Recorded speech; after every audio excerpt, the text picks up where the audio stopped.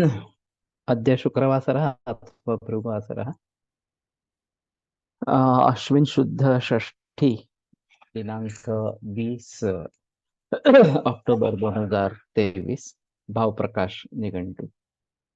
शंखं चक्रं जलौकान् चारुदोर्भिश्चतुर्भिः सूक्ष्मस्वच्छातिरुद्यां शुकपरिविलसन् मौलिमम्भोजनेत्रं कालाम्भोदोज्ज्वलाङ्गं कटितटविलसच्चारुपीताम्बराढ्यं वन्दे धन्वन्तरिं तन्निखिलगदवनप्रौढदावाग्निलीलं प्रौढदावाग्निलीलं ब्रह्मणो हि समारब्धा मात्रेयाद्येषु पूजिताम् अस्मदाचार्यपर्यन्तां वन्दे गुरुपरम्पराम् आयुर्वेदरतं वन्दे माधवाख्यं महागुरुम् आयुर्वेदामृतं सर्वं शिष्येभ्यो यः प्रदत्तवान् द्रष्टा ज्ञानी दृष्टकर्मा कृतकर्मा तथैव च अध्यापकोऽभिष्टश्रेष्ठो महान् संशोधकस्तथा गुणैरेतैः समुदितैः यत्कार्यं प्रतनोति सः समृद्ध्यर्थं हि कार्यस्य वयं नु प्रयतामहे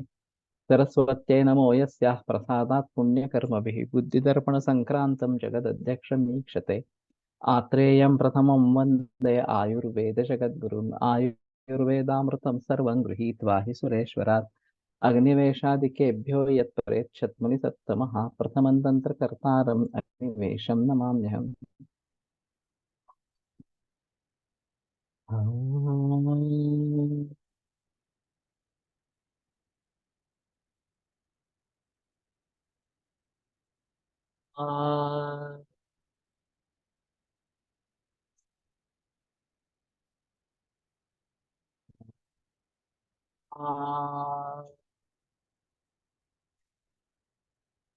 ओम शांति शांति शांति।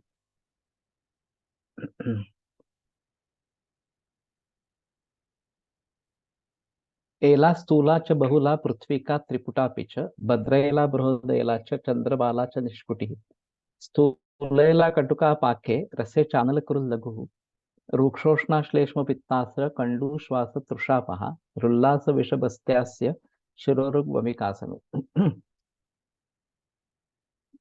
तो ये स्थूल एला जो बड़ी इलायची इस प्रकार की है, वो ज्यादातर मसालों में प्रयोग में लाई जाती है।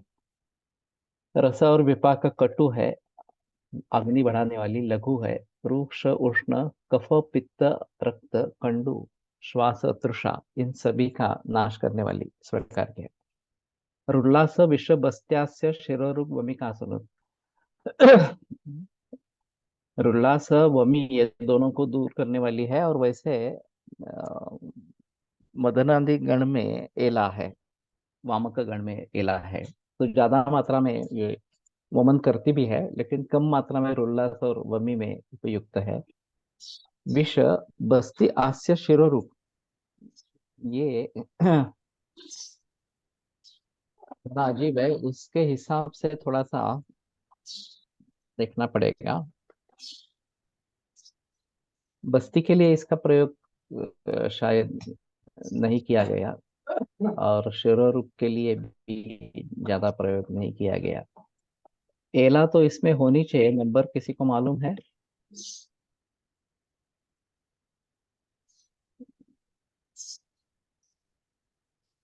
वारुणी।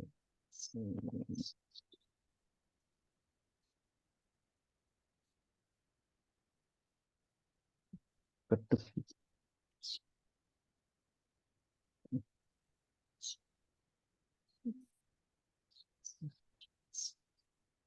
कम्मल कपिच्छु।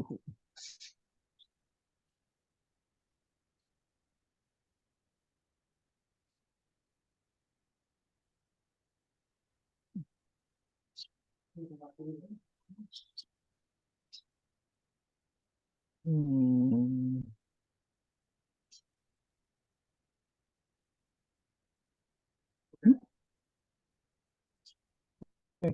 भले। किसी को पता है कितने नंबर पे है?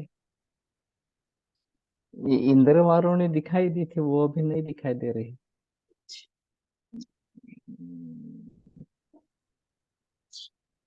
ये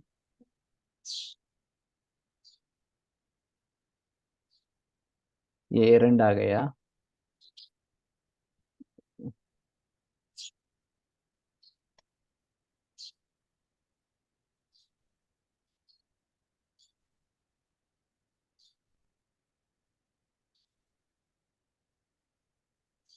फिर एरंड एरल वो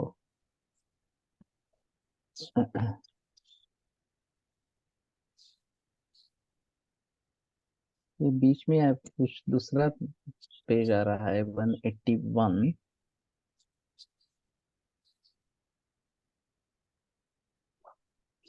134। अजीब बात है।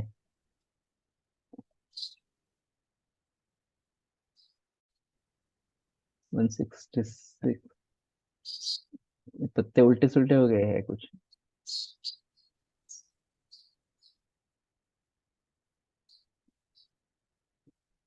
88।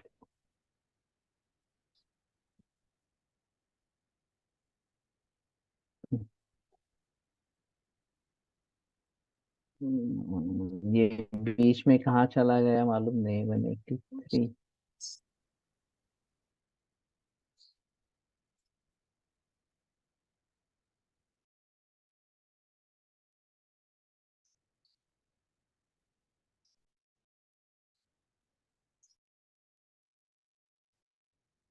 सिर्फ इतना हुआ है कि अभी ये शेयर और ये दो अपने आप रिकनेक्ट हो जाता है। एला इज नॉट हियर। हाँ तो ठीक है फिर। तो 152 ला आहे असं लिहिलंय जैसे ना वमनोपगण में ये आई है। सर 152 ला आहे हाँ असं लिहिलंय ना 152 नंबर वरती आहे 152 हा लिहिलंय ना खाली पेज 152 एला नंबर क्या?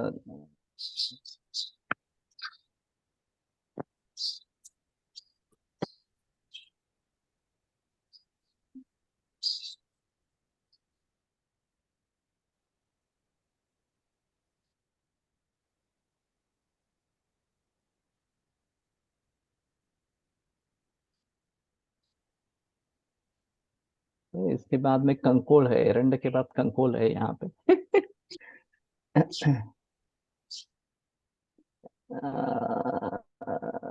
वैसे एरंड के बाद में नहीं, ये कुछ पाने पृष्ठ जो उसके उल्टे पुल्टे हो गए हैं। तो ये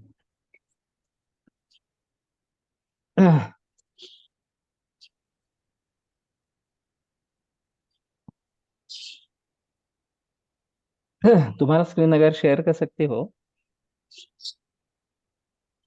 कंकोड़ आफ्टर एरंड या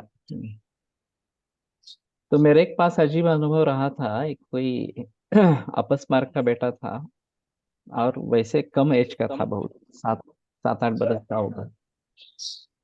और उत्तर भारतीय था, हिंदी बोलने वाला। हेलो। तो उसको वमन दे रहा था, वास्तव में इसमें वमन इंडिकेटेड नहीं है इतने कम उम्र में। तो उसने शुरू में तो काढ़ा पिया, फिर बाद में वो कहने लगा कि मैं नहीं पीऊंगा अभी इस प्रकार से। तो मैंने एला उसको खिलाई, बड़ी मात्रा में खिलाई। उसको पूछा कि तुम इलायची खाओगे क्या, तो वो बोला ठीक है खाऊंगा। और फिर वमन हो गया। तो मैंने मदन मद कलम्बा निम्ब विशालय शोक पटकर एला है इसलिए वहां पे एला दे दी थी। तो ये वमनोपगण में है, मदनादि गण में है। तो ये बात ध्यान में रखनी है। फिर भी यहाँ पे रुल्लास और वमी इसके बारे में बताई गई है कि ये कम मात्रा में करेंगे। विषनाशन भी है इस प्रकार से। तो शायद हम थोड़ा इसको भली भांति कैंसर के मरीजों में प्रयोग में ला सकते हैं, इस प्रकार से थोड़ा बेहतर ऑप्शन रहेगा। सूक्ष्म सूक्ष्मोपकुंचिका तुत्था कोरंगी द्राविडी त्रुटि एला सूक्ष्म कफश्वास कासार्शो मूत्रकृच्छ्रुत रसेत कटुका शीता लघ्वी वात हरिमता।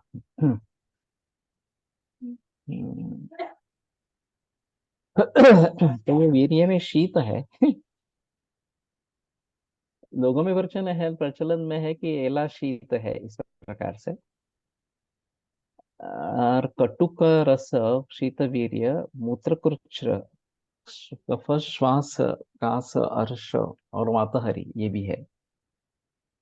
तो शायद इसके बारे में थोड़ा सा सोचेंगे कि किस प्रकार से एला का प्रयोग हम घर में जो प्रयोग करते हैं वो तो सूक्ष्म एला ही है, वो बृहद एला इस प्रकार की नई प्रयोग में नहीं जाती। सूक्ष्म एला इज वमनोपग, राइट, नॉट बृहद एला। मैंने वहां पे प्रयोग किया था, वो सूक्ष्म एला ही थी, घर पे वही थी। लेकिन त्रुटि ये दोनों का पर्याय शब्द कॉमन है, तो शायद उसके बारे में थोड़ा सोचना पड़ेगा। कफ श्वास कास अर्शो मूत्र कृच्छ्र रुत, अर्श में भी है अच्छी। कभी कभी कभी ये फोन आते रहते हैं कि बहुत पीड़ा हो रही है, तो उसमें क्या देना है, तो थोड़ा सा एला बता सकते हैं, इस प्रकार का रहेगा। त्वक्पत्र। त्वक्पत्रंच वरांगम स्यात् भृंगम चोचम तथोत्कटम त्वचम लघुष्णम कटुकम स्वादुतिक्तं च रूक्षकम पित्तलं कफवातघ्नं कण्वामारुचिनाशनम रुद्बस्तिरोग वातार्ष कृमिपीनस शुक्ररुत। तो ये शायद तमाल पत्र है। त्वक, इसके बारे में द्रव्य गुण की किताब में कुछ है क्या, देखो एक बार। बृहदेला तिरुपतीच्या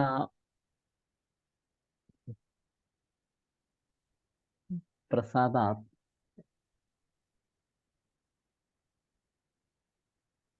द्राक्षा लाडूत असते।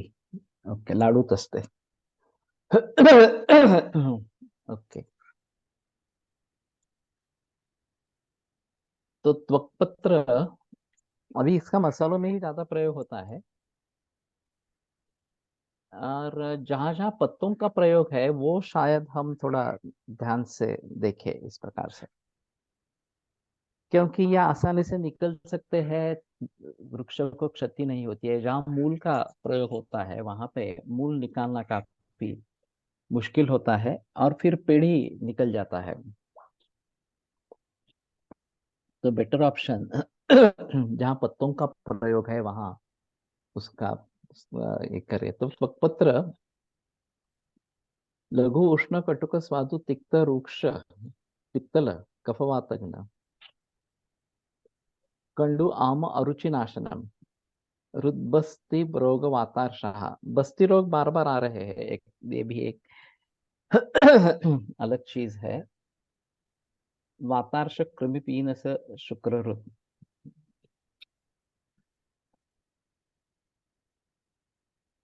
तो कफवातग्न ऊपर आया है तो वातार्ष का वातज अर्श इस प्रकार का अर्थ ले सकते हैं। और कृमि पीनस शुक्र, ये शुक्र क्या है, ये भी एक संदेह रहेगा कि जो सवर्ण अवर्ण शुक्र है या फिर रेगुलर शुक्र को भी कम करने वाला है। वक्त वनस्पति नंबर 59 देखते हैं।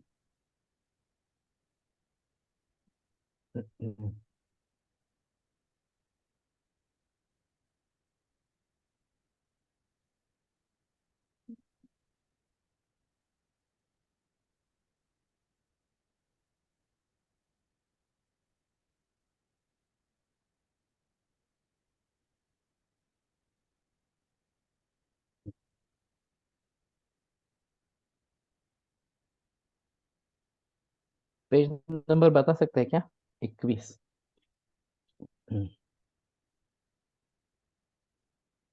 43।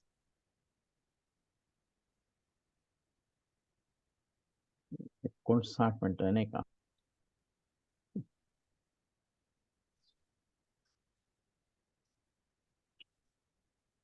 त्वक।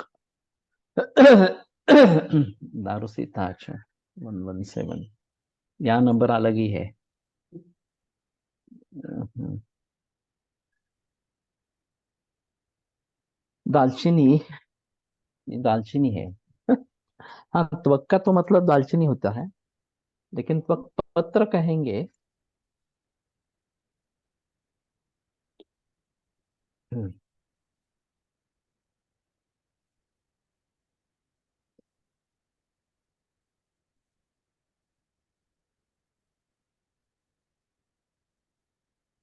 नहीं, ये अलग है। दारूसीता नाम से बताया गया है। सर, द्रव्य।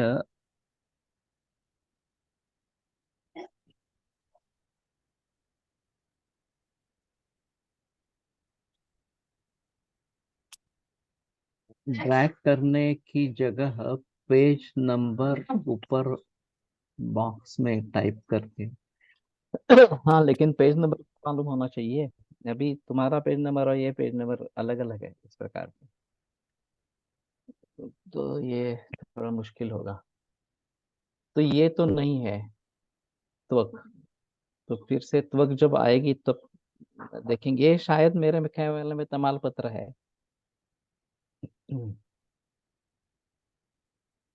त्वक दारुसिता, हाँ ये अभी है। त्वक स्वाद्वी तु तनुत्वक स्यात् तथा दारुसिता मता उक्ता दारुसिता स्वाद्वी तिक्ता चांदल पित्तरुत सुरभि शुक्रला वर्ण्या मुखशोष तृषापहा।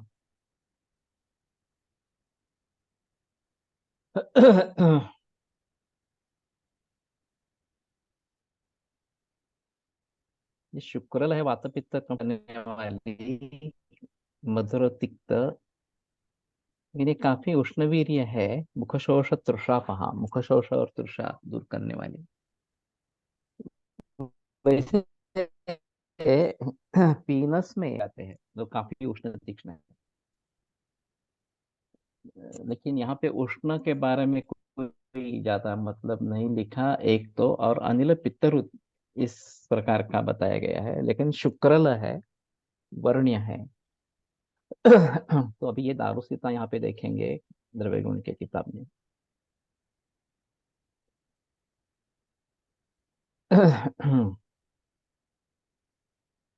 त्रिजात एला एतत्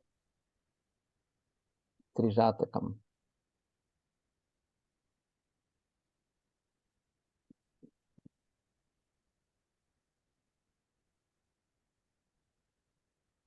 ये कटुक तिक्त मधुर है। तस्या विपाका मधुरा वीर्यं च शीतम। दारुसिता मधुर तिक्तत्वात् पित्त माधुर्यात् वातम तिक्तत्वात् च कफम शमयेत् तिक्तत्वात् शैत्यात् शर्कं प्रसादयति माधुर्यात् रसं रक्तं शुक्रं च वर्धयति। मैं काफी कृमि रोगियों में दालचीनी सुवर्ण सिद्ध जल पीने के लिए देता हूँ। लेकिन ये कृमि के हिसाब से दालचीनी का कहाँ संबंध आया, ये पता नहीं चल रहा। और इनका जो गोवा फड़के का जो विष्टम्भजित का पाठ है, पागैका त्रिवृता भवेत तथा तत्पथ्यापि तुल्या मता मार्कंडी च तथैव भाग मिलिता यष्टि तथा तत्समा। तो त्रिवृत, पथ्या, मार्कंडी और यष्टि ये समभाग, एक एक भाग। और पादयिका में से सैंधवम कलसम शुंठी च पादान्विता। तो मिसी, सैंधव और शुंठी ये एक चतुर्थांश इस प्रकार से। और त्वक्चैवात्र दशांश भाग मथ चूर्णम ही विष्टम भजित, और उसमें दालचीनी ये एक दशांश इस प्रकार की बताई गई है। तो ये वास्तव में उन्होंने योग बताया था, लेकिन ये शार्दूल विक्रीडित में अच्छी तरीके से बैठ गया। मैंने उनके व्याख्यान पर, मलावरोध पर परिसंवाद था, और गोवा फड़के के व्याख्यान पर मैंने एक काव्य रचा था, वो उनको भेजा था, और वो बाद में आयुर्वेद पत्रिका में भी पब्लिश हुआ था इस प्रकार से। मलावरोधे भड़के सुवैद्यस्तत्रोक्तमान्य तदहम प्रवक्ष्ये अनुष्ठितव्यम खलु सारभूतम सर्वैर्वचस्तस्य महत्वपूर्णम वगैरह वगैरह, इस प्रकार के तो काव्य था। और ये विष्टम्भजित, ये उनका फॉर्मूला है। तो ये मैं भी प्रयोग में लाता हूँ, लेकिन उनसे पूछा गया था कि दालचीनी क्यों डाली है, तो बोले सुगंधी द्रव्य है और विरेचन करने के लिए सुगंधी द्रव्य अच्छे होते हैं, इस प्रकार का उनका कहना था उस समय में। लेकिन ये त्रिदोष शामक इस प्रकार की है। और रस रक्त शुक्र को वर्धन करने वाली इस प्रकार की है दालचीनी जो है वो। तिक्त कटुत्वात् त्वक् अग्निम दीपयति सौगंधिकम सौगंधित्वात् अरोचकम नाशयति आमंच पचति अतः आमाशयामयेषु आश्रयेषु रोगेषु त्वग् उपयुक्तं भवति। अतिसारे प्रवाहिकान् ग्रहण्यां च आमुपाचनार्थं दारुसिता उपयुक्ता भवति। उदरशूले आनाहे अग्निमान्त्ये च त्रिजातकचूर्णं सक्षौदरं प्रशस्तम्। वैसे त्रिजातक जो है वो भी एक अच्छा इस प्रकार का रहेगा सुगंधी। प्रतिष्ठाये कासे शिरशूले वातकफज्वरे शुण्ठित्वक धान्यानां क्वाथा प्रशस्तः। शुण्ठित्वक धान्यक एक अच्छा कॉम्बिनेशन है। शुंठी और धान्य का वैसे भी स्नेह के व्यापक के लिए आया है, और उसमें त्वक ऐड की है हमने। शुंठी, धान्य का और रसायन चूर्ण का जो पाठ है, गुड़ची, आमलक और गोक्षुर, इन सभी का एक पाचन रसायन करके कषाय बनाया है। शिरशूले दारुसिता लेपः कपाले हितः स शिरशूलम शिरो गौरवम हन्ति। दारुसिता कासम श्वासम क्षयम पार्श्वशूलम स्वरभेदं च हन्ति। प्राणवः स्रोतस्सु रुद्धेषु प्राणस्य उदानस्य च संचारो प्रतिबद्धो भवति।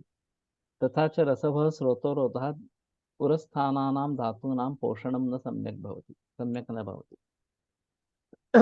त्वक्कटुत्वात् स्रोतोरोधं विनाशयति कफञ्च हन्ति तस्मात् कासादेशे उपयुक्ता भवति। सौगन्धित्वात् दारुसिता कफस्य दौर्गन्ध्यं हरति। तो सुगंधी होना एक इसका अहम इस प्रकार का धर्म है। और ये सुखानुबंधी सूक्ष्म सुगंध रोचनो मृदु, ये जो बात सुगंध के बारे में बताई गई उसके भी फायदे यहाँ पे मिलेंगे। तृष्णायां त्वक्फाण्टः प्रशस्तः वातपित्तजलस्य कंठशोषं मुखशोषं च त्वक् नाशयति। कृमिदन्तके त्वक् तैलम् उपयुक्तं भवति अस्य पिच्चम कृमिदन्ते स्थापयेत्। तो दालचीनी का तेल भी मिलता है और इसका पिच्चू, ये शायद कृमि के लिए बताया गया, उससे ये तेन दन्तगतकृमीणां विनाशो भवति तथा च दन्तशूलस्य प्रशमः दन्तशूलं प्रशमं यान्ति। गुजरात के कुछ एरिया में त्वक का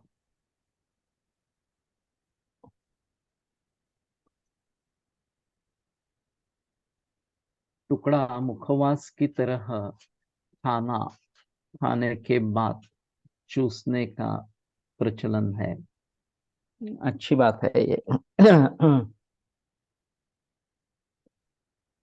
तो इस प्रकार से उसको भली भांति प्रयोग में ला सकते हैं, ये थोड़ा सा है।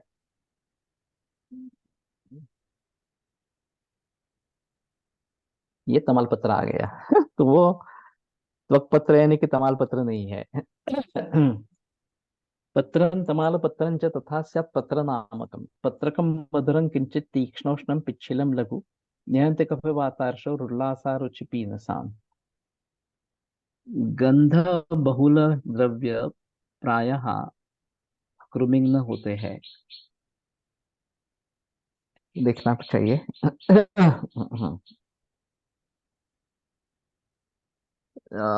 सीधा रेफरेंस मिलता है तो देखेंगे थोड़ा। तमाल पत्र है क्या द्रव्य गुण में? मधुरं किंचित। तेजपात अलग है, तेजपत्र अलग है, तमाल पत्र अलग है। यह मसालों में ही प्रयोग में लाया जाता है।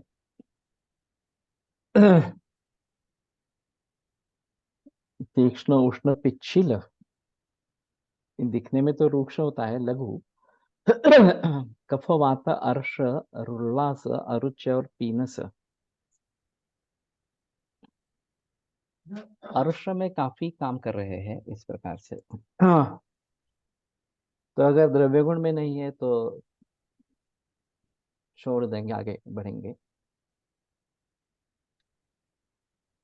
हम्म,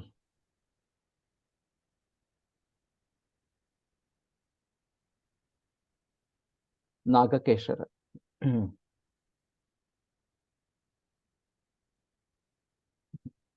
नागपुष्प स्मृतो नागः केशरो नागकेशरः। चाम्पेयो नागकिंजलकः कथितः काञ्चनाभयः। नागपुष्पम कषायोष्णम रूक्षम लघु आम वाचनम। ज्वरकंडु तृषास्वेद छर्दिरुल्लासनाशनम। दौर्गंध्य कुष्ठ विसर्प कफपित्त विषापहम। हाँ, नागकेशर के बारे में बाजार में दो प्रकार के मिलते हैं। एक असल और नकली। असल जो है वो केसर वाला जैसे दिखने वाला है, उसके पेड़ बहुत कम है, काफी महंगा है इस प्रकार से। हम कोड़ीसरे में जाते हैं, लक्ष्मी केशव का मंदिर है वहां एक, वहां था या पुराना नागकेशर का वृक्ष है, वहां है या मैंने दूसरी जगह देखा है, अपनी याद नहीं अभी। तो ये कषाय उष्ण रूक्ष लघु आमपाचन। वास्तव में रक्त संबंध के लिए अर्श में नागकुसुम का प्रयोग ज्यादा होता है। वो नवनीत और शर्करा के साथ नागकुसुम देना, ये काफी प्रचलन में है और काफी फायदा में मिलता है। लेकिन वैसे देखा जाए तो ये कषाय उष्ण रूक्ष लघु आमपाचन इस प्रकार का है, तो पित्त प्रधान इस प्रकार के अर्श में लाना चाहिए। वात प्रधान अर्श है और शुष्क घन शकृत होने के कारण रक्तस्राव हुआ है, तो शायद ये अच्छा काम करेगा। लेकिन रक्तस्राव है तो नागकुसुम देना ये काफी प्रचलन में है। और वैसे इन्होंने रघुवीर भिड़े या प्रमोद भिड़े रत्नागिरी में, वो कोमा के पेशेंट्स को हेमगर्भ और नागकेशर चूर्ण इस प्रकार के देते थे, और उनका काफी अनुभव अच्छा था कि बहुत सारे कोमा के पेशेंट्स में संन्यास अवस्था में इस कॉम्बिनेशन से, हेमगर्भ और नागकेशर इस कॉम्बिनेशन से लोग बाहर आए हैं इस प्रकार से। तो उसमें भी नागकेशर उन्होंने कैसे प्रयोग में लाया है तो मालूम नहीं। वो वैसे मामा जोशी के शिष्य छात्र रहे हैं। अभी नहीं रहे इस प्रकार से। ज्वर कंडु तृषा स्वेद छर्दिरुल्लासन।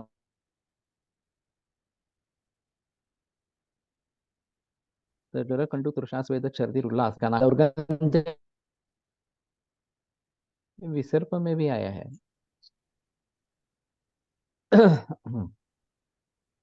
और कफ पित्त विष,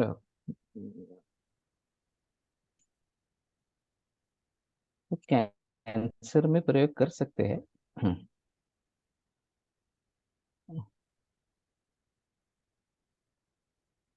खास करके केमोथेरेपी के साइड इफेक्ट्स में छर्दी उल्लास ज्वर और विसर्प कुष्ठ इस प्रकार के दिखाई देते हैं। कफपित्त विषापहम। तो शायद थोड़ा सा सोचेंगे नागकेशर के बारे में। ये भाव प्रकार द्रव्य गुण में है क्या गोवा फडके के? सेरेब्रल हिमोरेज मध्ये असेल या page number 231, PDF page number 251।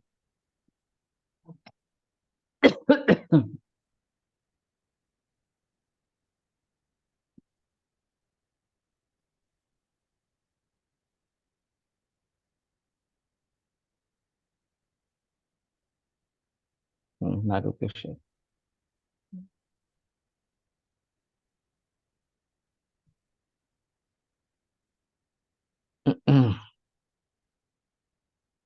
पुष्पाणां केसरं नागकेशरमिति उच्यते। नागपञ्चम्पको वेणुग्रामे वेणु ग्रामे कोंकणे च भवति तस्य च पुष्पाणि सुगन्धीनि। नागकेसरचूर्णं माशमानं सशर्करा नवनीतं चतुर्जातं केसरं त्वक् पत्रम एला च एतत् चतुर्दाकं होते। एकं रक्तं द्वितीयं तु कृष्णं तत्र सुरंगी कलिकान् रक्तनागकेशरम् उण्डीकलिकान् तु कृष्णनागकेशरम् इत्युच्यते। तो ये रक्त वाला ही ज्यादा प्रचलन में है। Two types available in market, lot of difference in, हाँ। द्वयमपि नागकेशरं रूपरसगन्धैः भिन्नं। शुद्धं नागकेशरं तु नागचंपकस्य पुष्पस्य परागाणि सन्ति। तो नागचंपक जो है उसके फूलों का परागे नागकेशर है। नागकेसरस्य रसाः मधुरतिक्तकषायाः तस्य विपाकः कटुकः वीर्यम् उष्णम् रसप्राधान्यात् तत्तु गौणम् रोक्षात् लघुत्वाच्च तत् वातं वर्धयति। हम्म,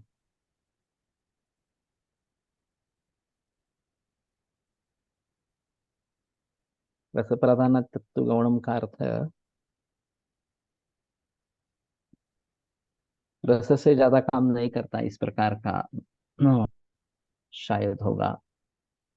नागकरस्य कार्यं प्रामुख्येन रक्तधातौ भवति। रक्ताश्रितं कफं पित्तं च शमयित्वा तस्य च प्रसादनं रक्तगतम् औष्ण्यं तीक्ष्णं च नाशयति। तेन रक्तस्य स्तम्भनं व्रणस्य च सन्धाननम् आशु भवति। यद्द्रव्यं प्रायः पित्तं शमयति तद्द्रव्यं कफं वर्धयति किन्तु तस्य अपवादो नागपुष्पम्। नागपुष्पं पित्तं शमयति तथा च कफं शमयति तथा च तत् आमं न वर्धयति किन्तु तत् पाचयति एव। उक्तं च त्वचत्यामं न वह्निं च कुर्यात् यत् तद्धि पाचनं नागकेसरवद् विद्यात्। तो ये भाव प्रकाश में ही है।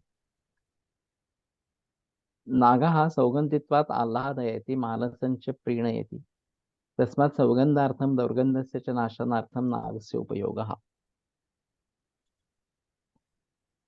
तो ये नाग चंपक का केसर इस प्रकार से करके लेना है। ये क्या कहें। हम्म। ओके।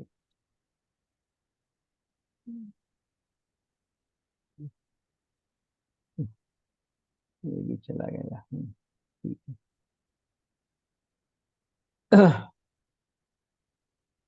नागकेसर चूर्णम शीतोदकेन मुखगतम दाहम धूमकम ओषम प्लोषम रक्तपित्तं च नाशयति। ये तो सभी गुण कर्म जो है पित्त शमन करने वाले बताए गए हैं।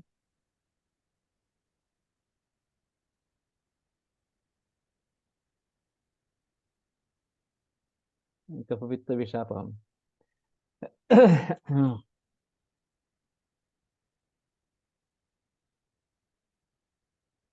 तो शीतोदक से मुखगत दाह धूमक ओष प्लोष रक्तपित्त का नाश करता है। अम्लपित्ते ग्रहण्यांच विदग्ध पाकात् रुद्धाः कंठदाः अंतर्दाः हस्तपादतलदाः कर्णदाः नेत्रदाः तृष्णा च उत्पद्यन्ते।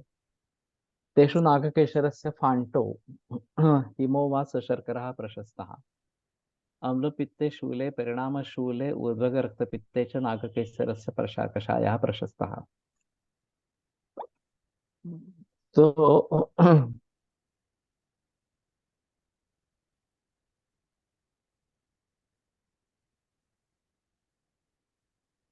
ये दोनों क्वालिटी के चंदन जो महाराष्ट्र में मंगाए थे, चंदन दोनों नकली है।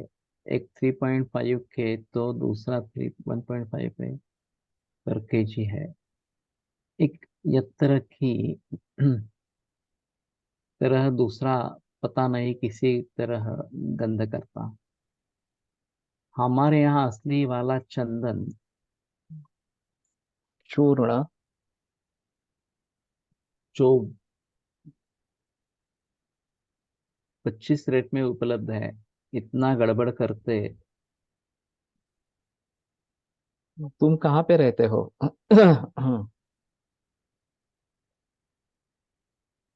और वैद्य महेश पाटील गडिंग्लज बेस्ट नागेश्वर मिळते. ओके. उत्तराखंड में राहुल गुप्ता. ओके. तो वहां से चंदन मंगवाने की कोशिश करते हैं और महेश पाटिल से नागेश्वर मंगवाने की कोशिश करते हैं. हाँ, ये अभी काफी ये सब जेएसपीसी में भी डालो, क्योंकि यहाँ पे फिर देखा नहीं जाता ये, आज के साथ ही खत्म होता है इस प्रकार से.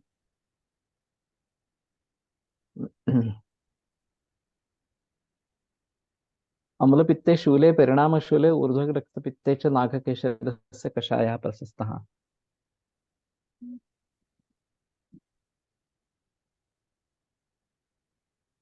डाला था. ओके, ठीक है. बरीच औषधे उपलब्ध. ओके, उसका भी नंबर डालो फिर. पित्तातिसारे अधोग रक्तपित्ते रक्तातिसारे रक्तज प्रवाहिकायांच पित्तशमनार्थं नागकेशर चूर्णं प्रशस्तम्. नागकेशरं सह नवनीतं रक्तार्शंसि शमयति. भृशोष्ण तीक्ष्ण कटुसेवनात् गुदे दाहः प्रजायते तस्य शांतिं केशरं करोति. नागकेशर का पुष्प भी यहाँ उपलब्ध है. असली चूर्ण में अपमिश्रण हो सकता. ओके. मूत्रकृच्छ्रे मूत्रदाहे च नागकेशरं प्रशस्तं तथा च मूत्रमार्गके रक्तपित्ते तथितम्. अधोगे रक्तपित्ते नागकेशर चूर्णं सशर्करं सजलं सनारिकेलोदकं सतण्डुलोदकं वा मायेय. तो रक्त के हिसाब से जो भी व्याधियां हैं वो सब इसमें लेनी है इस प्रकार से.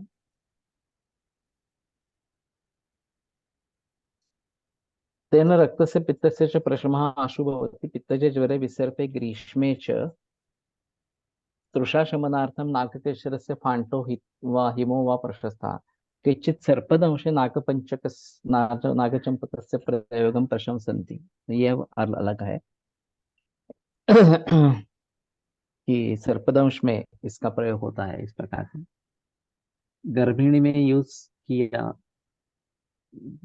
जा सकता है क्या? मुझे प्रॉब्लम नहीं लगती, गर्भिणी में प्रयोग कर सकते हैं ऐसा लगता है. कफ पित्त विष सभी का नाशन करने वाली है तो अच्छा रहेगा. यस. तो नागकेशर का प्रचलन लाना ये आवश्यक इस प्रकार का रहेगा. इसमें से भी सुगंधी द्रव्य आ रहे हैं. त्रिजातक चतुर्जातक. त्वगेला पत्रकैस्तुल्यैः त्रिसुगन्धि त्रिजातकं नागकेशर संयुक्तं चातुर्जातकम् उच्यते.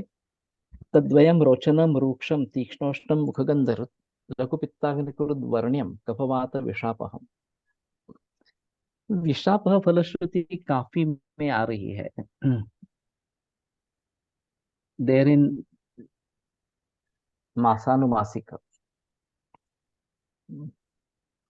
नियमित रूप से प्रयोग करना है नहीं करना है ये थोड़ा अलग इस प्रकार का रहेगा.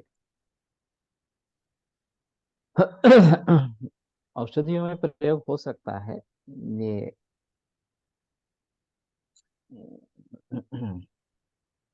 मासानुमासिक में नागकेश कुसुम है क्या? मुझे अभी श्लोक याद नहीं है.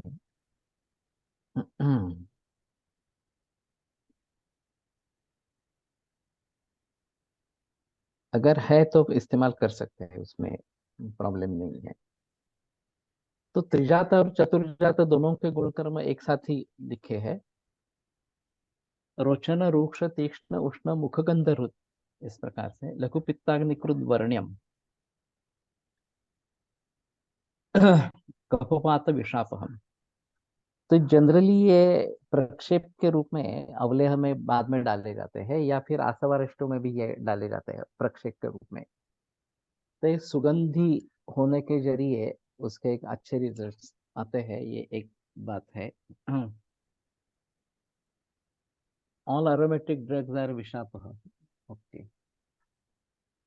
उस दिन में मैंने बताया था कि अगध तंत्र के बहुत से औषधि ग्रहणी अध्याय के द्रव्यों से मेल खाती। हाँ।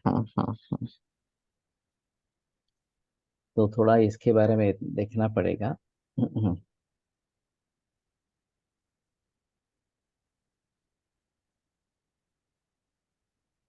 अगध विष चिकित्सा मध्ये सर्व सुगंधी द्रव्ये आलेली आहेत।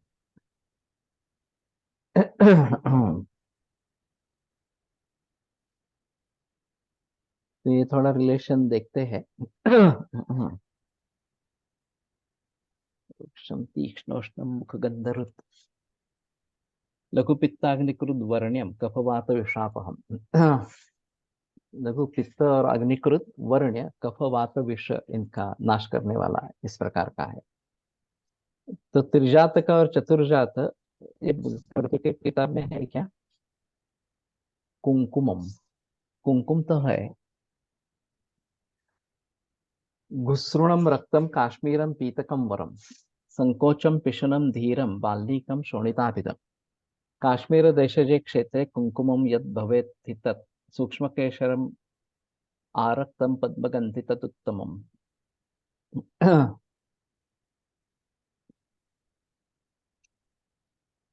कोई भी अगर गृहिणी को सबसे ज्यादा प्रभावित करता है, इसलिए मैं रोल है। हाँ। तो ये थोड़ा रिलेशन देखते हैं आगत का और विषनाशन का और आगत का और गृहिणी रोग का ध्यान में रखते हैं।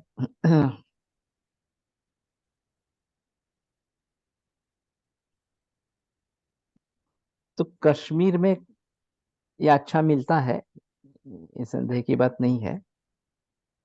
अब ज्यादा अच्छा कुंकुम या केसर जैन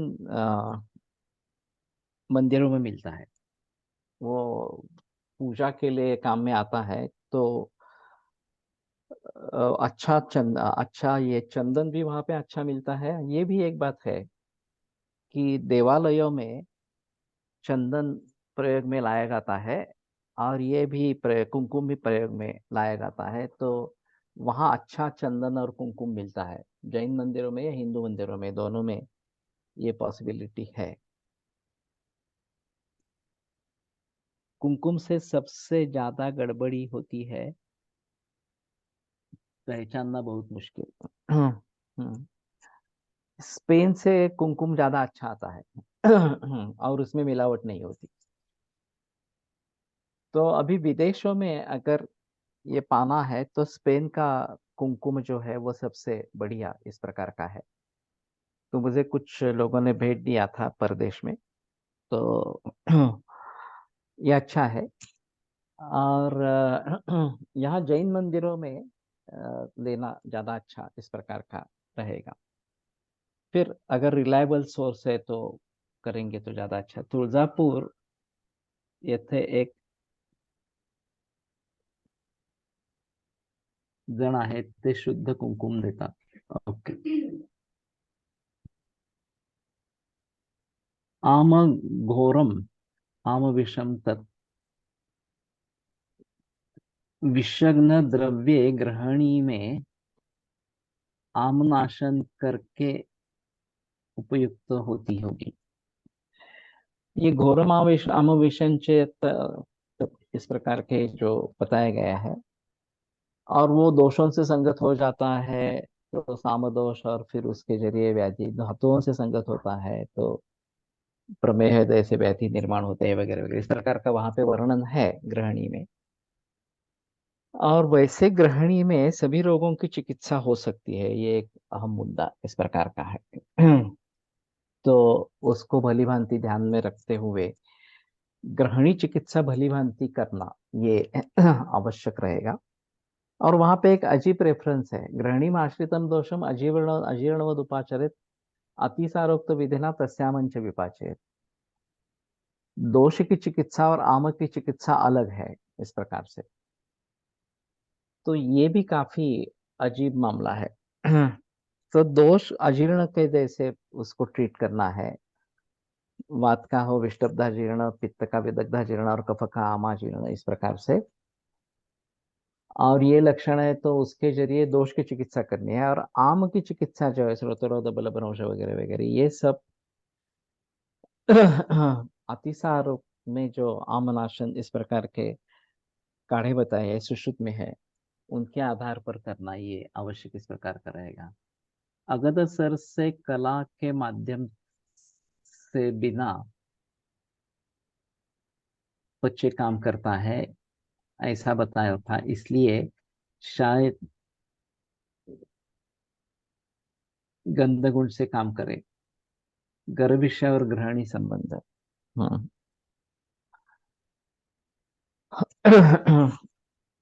तो पचन होने की अपेक्षा न रखते हुए सीधे धातुओं में चले जाना, ये कार्मुकता विष की है, ये कार्मुकता आसवारिष्टों की है। व्यवाही विकासी गुण जिनमें है, ऐसे एक विषय है, आसवारिष्ट है या मध्य है इस प्रकार का। और फिर उसके जरिए धातुओं के जाठराग्नि से पचन की अपेक्षा के बजाय ये सीधे धातुओं में जाकर पचन कर सकते हैं, ये एक अहम मुद्दा यहाँ पे रहेगा। तो ये एक महत्वपूर्ण रहेगा। आशुकारी व्याधी कलेच्या माध्यमातून शरीरात पसरतात का? साउथ में ग्रहणी रोग में बिल्वादी गुटिका काफी समय तक देते रहते हैं। हाँ, बिल्वादी गुटिका ये वैसे विषय के लिए आई है, लेकिन ये ग्रहणी में देते रहते हैं तो ये भी ठीक है।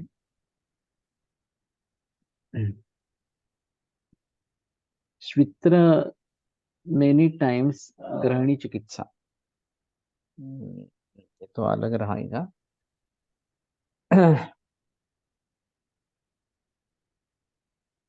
तो ठीक है, मुझे लगता है कि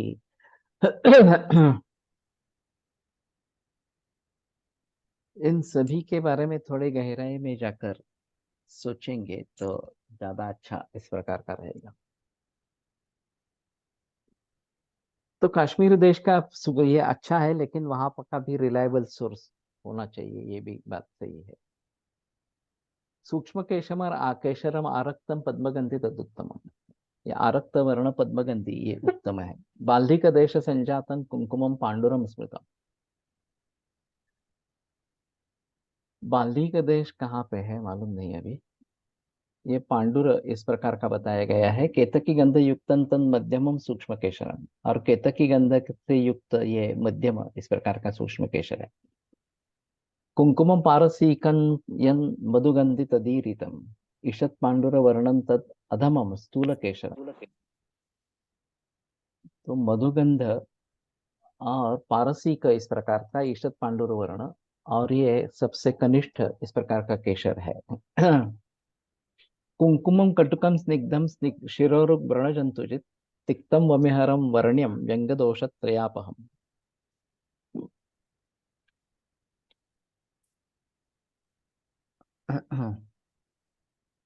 अगध का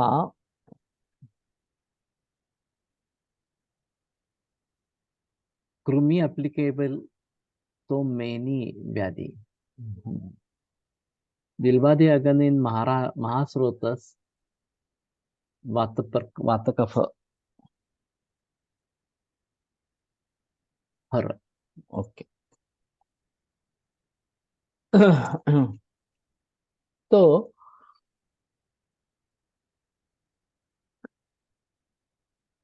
बिलवादी गुटिका मेरे बीच में प्रचलन में थी मेरे यहाँ। अभी दूसरी विषारी ज्यादा चल रहा है, तो थोड़ा बिलवादी गुटिका के बारे में भी सोचेंगे प्रयोग में लाने के लिए।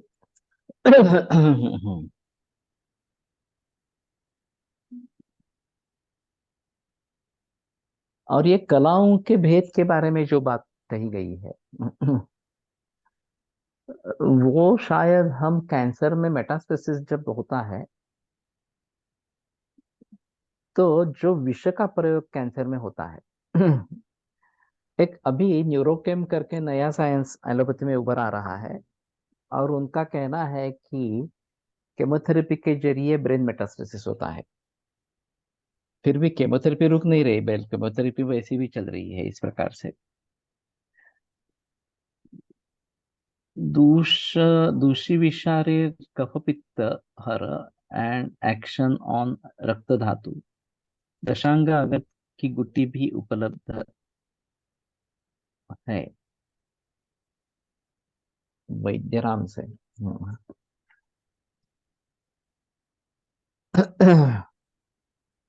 दशांग लेप एक है, चूर्ण के रूप में भी मिलता है और गुटी भी मिलती है, वही शायद दशांग गुटी होगी इस प्रकार से। वो तो विषनाशन इस प्रकार का बताया गया है।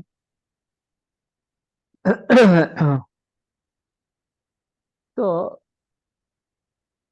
केमो देने से ब्रेन मेटास्टेसिस हो जाता है, उसी प्रकार से ये सब उल्लंघन करके सीधा ब्रेन में कैसे चला जाता है, ये एक अहम अहम मुद्दा है। और ये इस प्रकार से धात्वाशयांतर मर्यादा ये कला है, उसको भेदन करते हुए दूसरे किसी अवयव में कैंसर घुस जाता है। तो ये काफी दिलचस्प मामला है। बिल्वादी गुटिका was the first medicine prepared in Vaidyaratnam Pharmacy, Kerala. The cost of 100 tablet is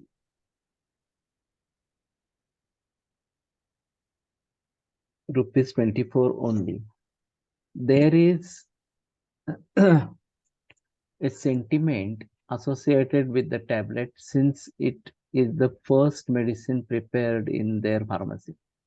They decided never to increase its price because the price, which was 22 last year's, is 24 this year. I had visited the place and they told me this story. Okay, काफी दिलचस्प story है। तो दूषी विषारी वैद्य रत्नम का, दूषी विषारी नहीं, ये बिलवादी गुटी वैद्य रत्नम की मंगवाने की कोशिश करते हैं। दशांग अगद ये अलग है। वैद्यरात्म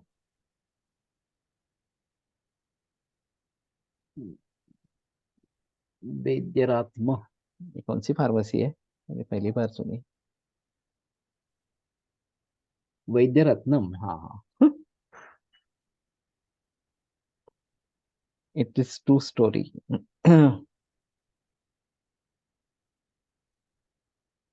तो बिलवादी गुटी वैद्य रत्नम की मंगवा के देखते हैं। और अच्छी तरीके से बनाते होंगे, पहली प्रोडक्ट है इस प्रकार से करके। कुंकुमं कटुकम स्निग्धम शिरोरुग व्रण जंतुजित।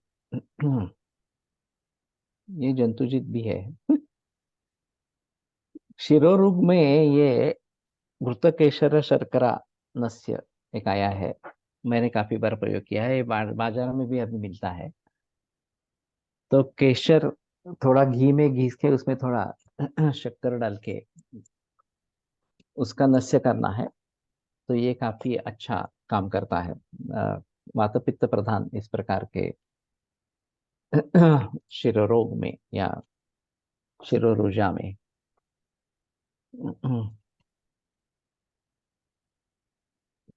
व्रण के बारे में तो मैंने देखा नहीं है, लेकिन कृमि के बारे में भी सोचेंगे।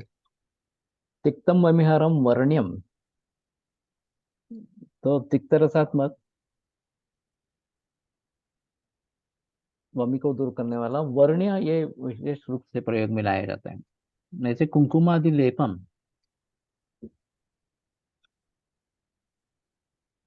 वैद्य रत्न फार्मेसी, ये काफी प्रचलन में है, मैंने भी प्रयोग किया है।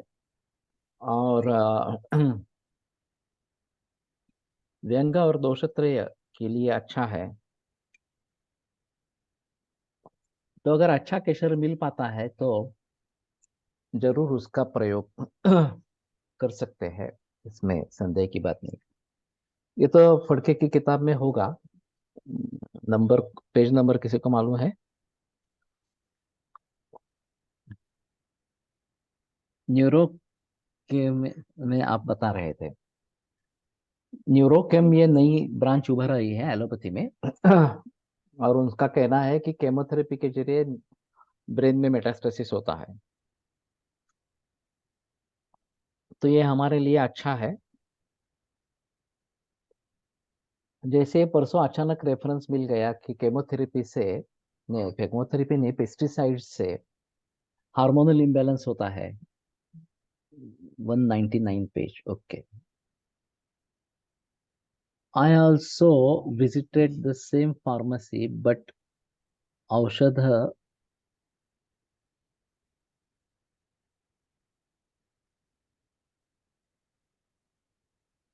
भंडारण was not good. हर को इलेक्ट्रिक डायर से किया जा रहा था। सब ये उचित नहीं। केशर घृतनस्य जमदग्नि सर यूज करते हैं फॉर निद्राजनन। ये निद्राजनन के लिए तो मैंने प्रयोग नहीं किया है। तो 199 पेज वहां पे जाकर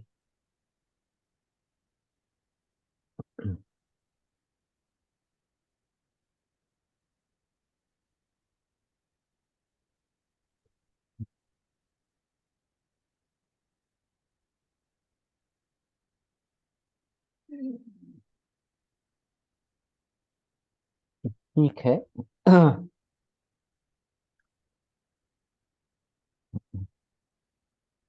इस इन सभी जगहों में अभी एल्यूमिनियम बर्तनों का प्रयोग होता है बनाने के लिए, और जर्सी गाय के घी का प्रयोग होता है। केरल में घृत की ट्रेडिशन बहुत बड़ी है, लेकिन ये सभी जर्सी गाय का दूध घी प्रयोग में लाते हैं। और जब उनसे पूछा तो बोलते हैं इतने बड़े पैमाने पर देसी गाय का घी मिलता ही नहीं है, इसलिए बेबस होकर करते हैं। तो मुझे लगता है कि एक प्रीमियम क्वालिटी होनी चाहिए घी की, जो देसी गाय के घी में बनी हो। Kesar ghrita, it's sir it's good for pittaja shira shoola also, या अच्छा है। तो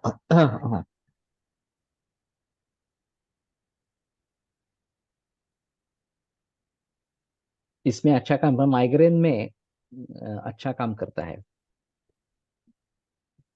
सर्दी रुक्ष रुखा नाशक।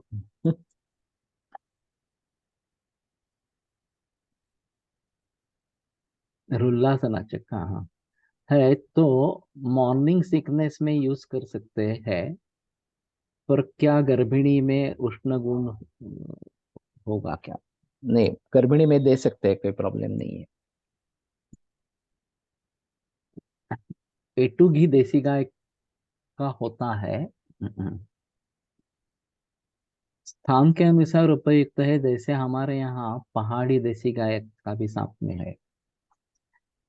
लेकिन ये इतने बड़े पैमाने पर उपलब्ध नहीं है। पेस्टिसाइड केमो के कारण विषाक्त गण द्रव्य जरूरी है। अभी पूर्णायु है जबलपुर में, वहां देसी गाय का होता है प्रयोग, देसी गाय के घी का प्रयोग होता है। यहाँ पुणे में अनामय कंपनी है, वो देसी गाय का घृत का प्रयोग करती है। मैं खुद देसी गाय के घी के घृत बनवाता हूँ। लेकिन बाहर जो मिलने वाले हैं वो सभी जर्सी गाय के ही है। तो देसी गाय का प्रचलन जैसे बढ़ेगा और घी की कॉस्ट कम हो जाएगी, उसकी काफी महंगी है देसी गाय का घी जो है वो। तो वो अगर थोड़ा सस्ता हो जाएगा तो शायद इसका प्रचलन बढ़ेगा, पेस्टिसाइड्स केमो वगैरह वगैरह। अनामय फार्मेसी, पुणे में, सर्वेश कुलकर्णी की है। तो मैं हर महीने उससे दवाइयाँ खरीदता हूँ। और अनामय प्राश, अनामय वटी, रसायन के हिसाब से प्रयोग मिलाता हूँ। वैसे च्यवनप्राश हम देते ही है इस प्रकार से। तो ठीक है, आज यहीं पे रुकते हैं। आज थोड़ा डिस्टरबेंस कम रहा, एक दो बार ही, लेकिन ऑटो कनेक्ट हो गया। जो हम चाहते थे ऑटो कनेक्ट हो गया। सिर्फ ये स्क्रीन का मामला, स्क्रीन शेयरिंग भी चला जाता है और डायलॉग बॉक्स भी चली जाती है। ये थोड़ी थोड़ी सी कठिनाई है। लेकिन फिर कल विलोम ने जो तरीका बताया उसके आधार पर थोड़ा इसमें सुधार आया है। तो देखते हैं किस प्रकार से। आयुर्वेद प्रकांड निगदित इह हि शल्यतंत्र प्रधानः शिष्येभ्यः शाश्वतोऽयं निखिल जन कृपा व्याप्त चित्तेन येन आयुर्वेदस्य वाञ्छन् पुनरपि भुवने तांच सुष्ठु प्रतिष्ठां श्रेष्ठं धन्वन्तरिं तं प्रणमति च सदा वैद्यवर्गो हि नूनम्। अय्यवर्गो ही नूनम, शायद जीएसएफसी में डाल देंगे। काफी महंगी है उनकी दवाइयाँ, लेकिन क्वालिटी अच्छी है।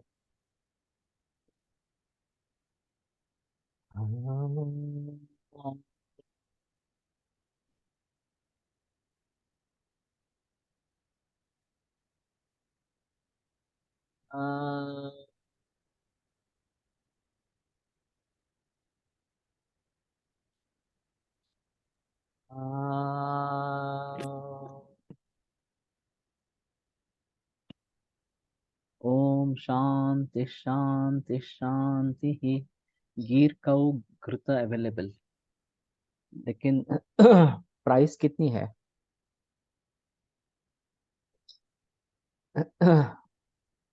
मुझे अभी गुजरात राजस्थान बॉर्डर से 1200 रुपये किलो और फ्राइड 50-50 रुपया इस प्रकार से मिल रहा है। तो ये अगर उससे भी कम है तो जरूर कोशिश करेंगे, ढूंढेंगे इस तरह का, और प्रामाणिक होना चाहिए।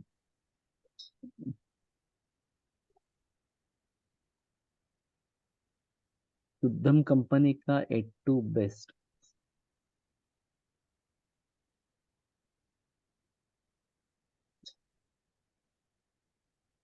तो इचल करेंगे वाला वो रेफरेंस भेजो। मोनिका 1250, तो ठीक है।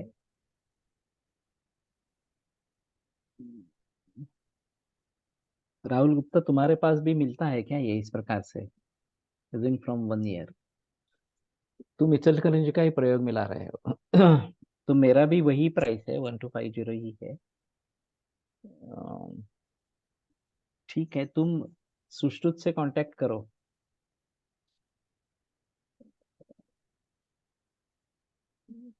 तुझा नंबर सांग रे परत एकदा। हाँ, 96 73 82 84 87।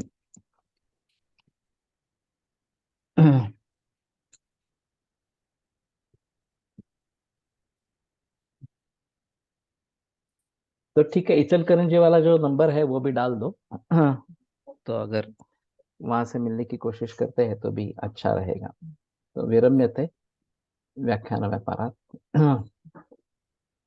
श्वः पुनरपि मिलिष्यामः।